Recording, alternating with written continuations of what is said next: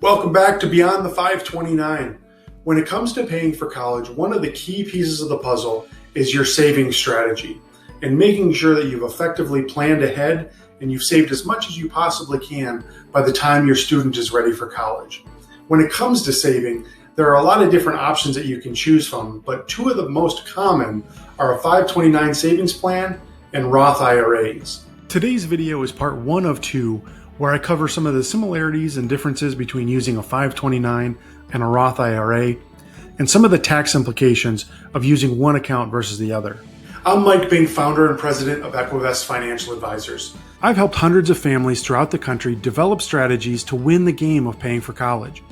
I can help your student pick the right schools to get as much free money as possible, maximize your family's finances to get more financial aid and scholarships, minimize your student loan debt by picking the right student loans, and pay for college as efficiently as possible to lower your costs by thousands of dollars, all while protecting your family's retirement. If you'd like to learn more about how we can help you develop a plan to implement strategies like this, please click the link in the description below to learn how you can become our client. If you don't know what a 529 savings plan is, make sure you go check out my video, 5 Tips for Choosing a 529, where I break down all that you need to know about what a 529 is and how to pick the best one for your family. Just for a baseline, a 529 plan is a tax-advantaged way of saving for college, whereas a Roth IRA is a tax-advantaged account that is primarily used to save for retirement. Let's talk about some of the similarities between using a 529 plan and a Roth IRA to save for college. Well, first and foremost, you contribute after-tax dollars whether you use a 529 or a Roth IRA.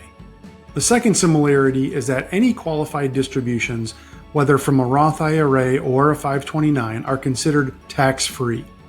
So your main qualified distributions for a 529 account would be for tuition and room and board and books.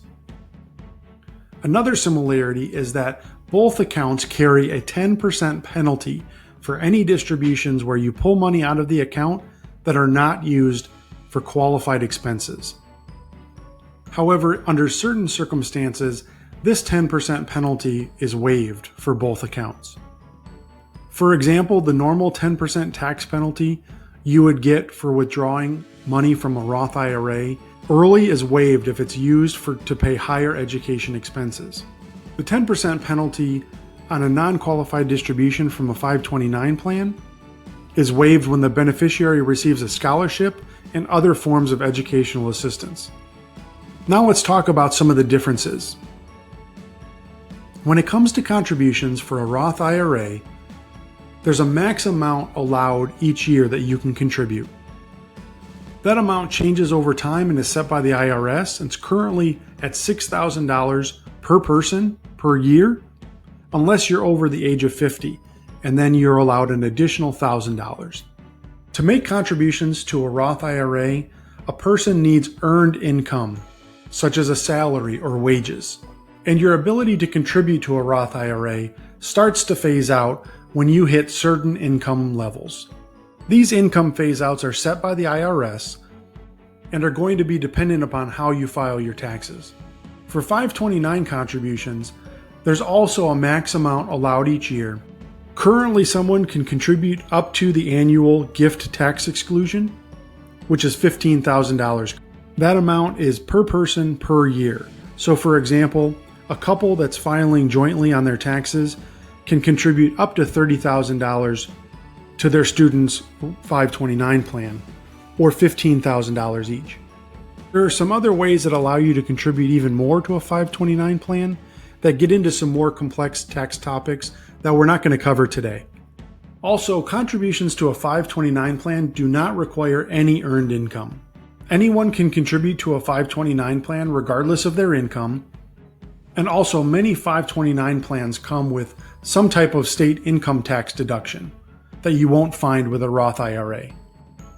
If you've already started the process of saving for college, congratulations. That's a big first step.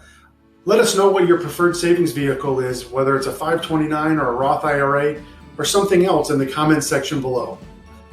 If you found the information that I covered today to be valuable, please make sure to click the like button below and subscribe to my channel for more tips and videos to help you win the game of paying for college. Please make sure to check out part number 2, where I get into who can own a 529 versus a Roth IRA, and also who can make contributions, which will have a big impact on how you're able to save for your student. I also cover the financial aid implications of using a 529 or a Roth, so please make sure to check that out. And if you want more information on becoming our client and understanding what we can do to help you establish a comprehensive plan to pay for college and lower your costs by thousands of dollars, please make sure to click on the link to apply to become our client that you can find in the description below. Thank you, and good luck going beyond the 529.